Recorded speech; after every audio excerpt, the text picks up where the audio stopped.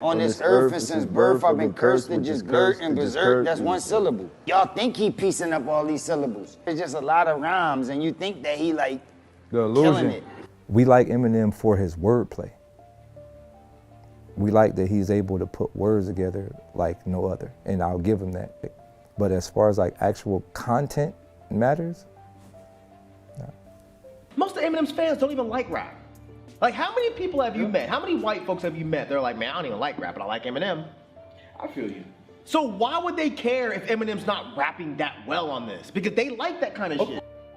I don't wake up hating. I don't go to sleep hating. I might hate, 3 o'clock in the afternoon after lunch, but I don't like to make it a habit. But one thing that really pisses me off, really, grinds my gears, is you're having a serious conversation about music, rap, and then somebody says, well, we can't forget Eminem. Yeah, no, we remember. Yeah, we chose not to say his name because he should not be mentioned among the GOATs. And let's talk about why. What is a GOAT? In hip-hop, it's a lot of things. How well you rap, how good the songs you make are, your longevity, who you bring into the game, how both you and the songs you make age. There's a lot of things, but certain people are GOATs for certain reasons. But it's usually never debatable whether somebody is a GOAT or not. The position that they're in might switch, from person to person. But GOAThood in general is never really in question. So why is it for Eminem? There's a good reason. It's because he actually doesn't belong there. But it's not because he's white. Although, that's definitely a part of it. Let's talk about it. In rap music, we're very aware that there's a difference between people who know how to rap and people who know how to actually make good songs. There's a lot of battle rappers that make great rhymes, schemes, metaphors, but on a track, it makes no sense. Let's take Loaded Lux, for example. I love Loaded Lux. Caskets flex, you never had this. The jab quick for this bag hit. Embarrassing, bashing me, went for the mattress. Taxes trying to go for hell on the Troy Achilles niggas. I'm Brad. These looking with the scully like he mowed the loner. Who banded with his brothers like a Jonas. Ammonius. I tear a nigga like ammonia. Got funky, your shooters ain't sent nothing but aroma. No matter how much I love that style of rap, it doesn't work on Apple Music. That only works on a URL stage. But that's the type of music that Eminem and his fans think that he's making. And it's way worse than that, just because he has to make it more palatable for a large audience, for just a regular white woman that doesn't listen to that type of music. So it's dumbed down and not as complex, which is the worst combination of things. At least nowadays we have people rapping bad lines over the most beautiful production, so you have something to distract you. But Eminem made sure the focus was on those lines. While I'm on torrent, using way too many napkins, papkins, lapkins and chapkins. You using chapstick and napkins while I'm papkin, flapping around like a papkin, flamming a babbling pan and champkin. And that's how we got so many famously bad lines. I'm gonna use some. Come on, bro. That's an awfully hot coffee pot. I won't try to make it seem like that's something, native to just Eminem, because a lot of rappers have bad lines. Honestly, I love Fabulous. Fabulous got a lot of bad lines, or at least like just super corny joints. But nobody ever tries to pass off them joints as anything more than they are. And that's my main problem. Like, I love a lot of Eminem songs. Superman, Stan.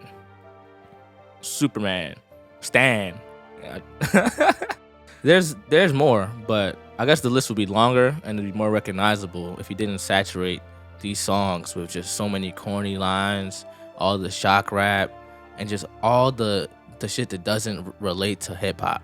And he hides them lines just by rapping really, really fast. And I will say, sometimes it does sound good, but no GOAT candidate has ever had this much ammo against them. So many bad songs, surface level lyrics, just a bunch of rhymes that don't mean anything. Of course he has good songs, but there's so many bad or mid songs that it kind of makes you think. So, to recap, the content isn't there, the replay value of the song isn't there. So then what does he have to his credit? The ability to rap fast and rhyme well? If that's all it took, then Busta Rhymes would probably be a GOAT too. Or do we want to talk, album sales and things like that? I guarantee you we don't, but we can. Parallels between Elvis and me, myself, that seem obvious. One is palace, me second, we both been held as king. He used to rock the jailhouse and I used to rock the shelter. We sell like Velveeta shells and Jesus. What do you think that says, black people? Like, who is Elvis to us? Elvis was the thief of rock and roll. Elvis was the one who basically took a black art form and they tried to king him. The same way they tried to take this black art form and king Eminem. And he has no problem placing himself in that position. Album sales is nothing more than how well were you marketed, especially when you're a major label artist in the 90s and 2000s. Honestly, even right now, think about it. There's an artist or a couple artists that you just don't understand how they have a fan base, why people are buying their records. To this day, right now, it makes sense. There's a product, people want it, and they buy it. That doesn't mean the product is good. Some people just have a certain attachment or attraction to that kind of product. Very simple.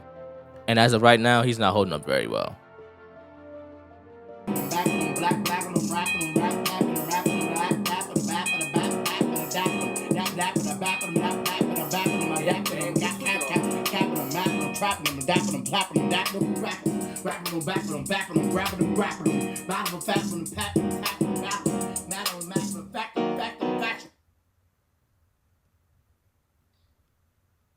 Get that nigga off my shit right now.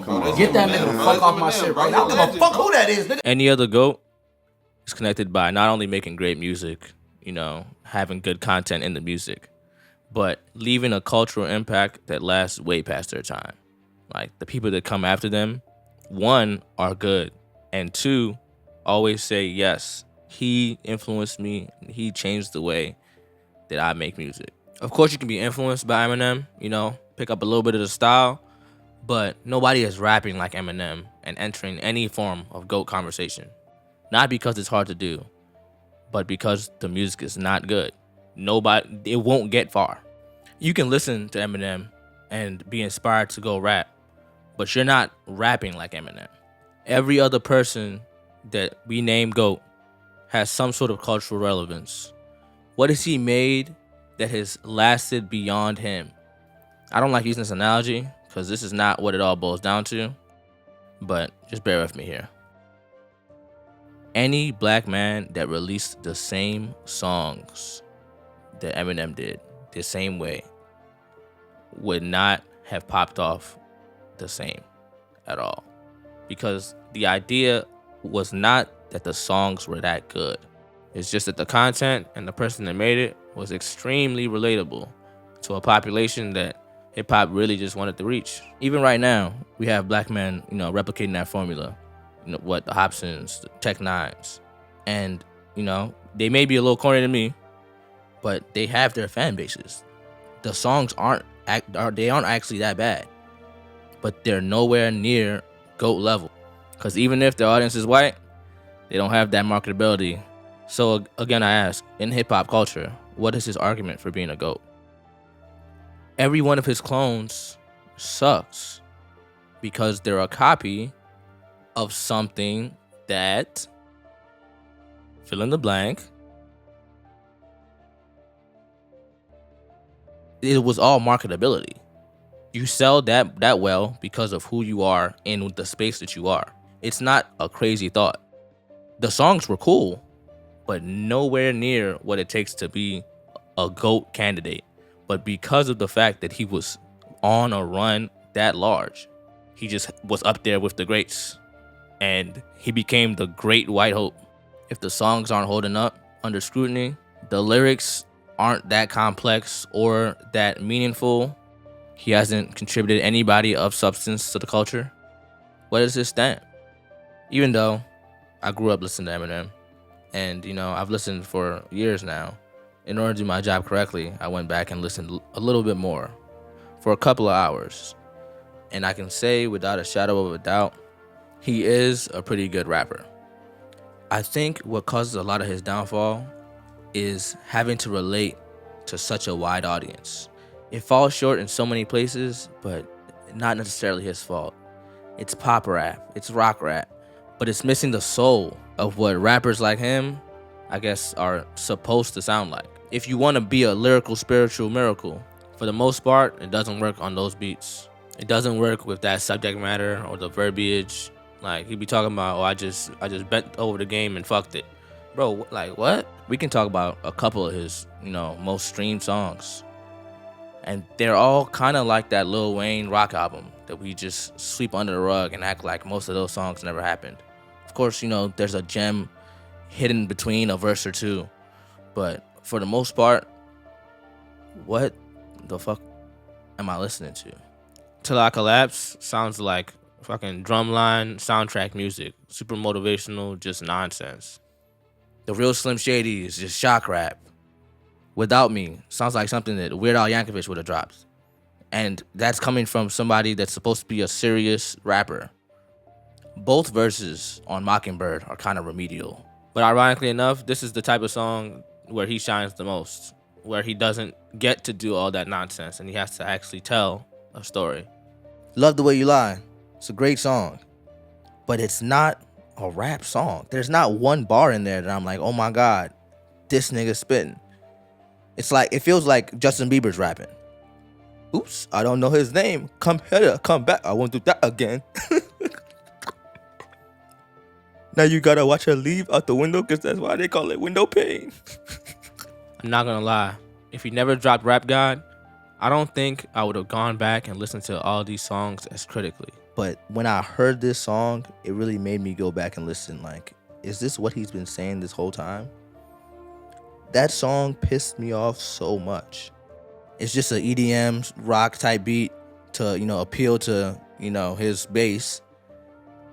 And him saying absolute nonsense over it for 6 or however many minutes it is. Really fast. And the reception was split. People that actually consistently listen to hip hop were just confused. But his base loved it and continued to call him Rap God. And that, I think, was the beginning of the end of any narrative that went in his favor in terms of hip hop.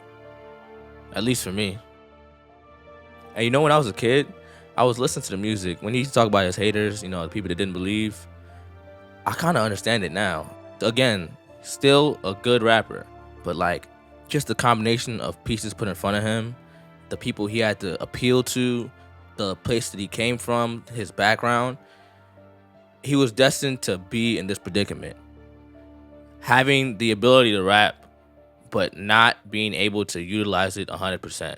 But we don't judge GOATs based off unrealized potential or, what ifs.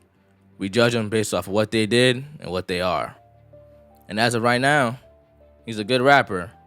Maybe top 30, but nowhere near GOAT. And before you leave here thinking, I don't want white people making rap music, I would like to say, I got one white friend. His name is Mac Miller, and I love him very dearly. Honestly, I propose a 20v20 versus Eminem versus Mac Miller. I got Mac Miller watching Eminem. Hey, man. An unbiased audience of 13-year-olds who've never heard either person's discography, I got Mac. No question. But I like to use him as an example because he's not a guest in hip-hop. He's welcome with open arms. There's no asterisk next to any of his accomplishments. When he made music, it was felt. No questions. But, and here's where I give Eminem his flowers to end the video. Without M, would we have gotten Mac Miller? Probably not. Would we have gotten such a large base of Caucasians that live and breathe rap music right now? Probably not. Would we have gotten all the flyby fans that kind of listen on the radio and just listen whenever they want to? Probably not. So maybe I can't say greatest of all time. But I can say definitely one of the most influential of all time. And that's why, to me, he's still top 30. Maybe top 20, depending on your list. But greatest of all time, he's not there. He can be your favorite, but he's not my GOAT. If he's still yours, that's just fine. He had the potential to be before all the marketing and the politics got involved. But that's really got me thinking. Just how much power does the label have in these situations? Could they make their own stars? Do artists really need them? Find out next time on Who's Like and subscribe, man.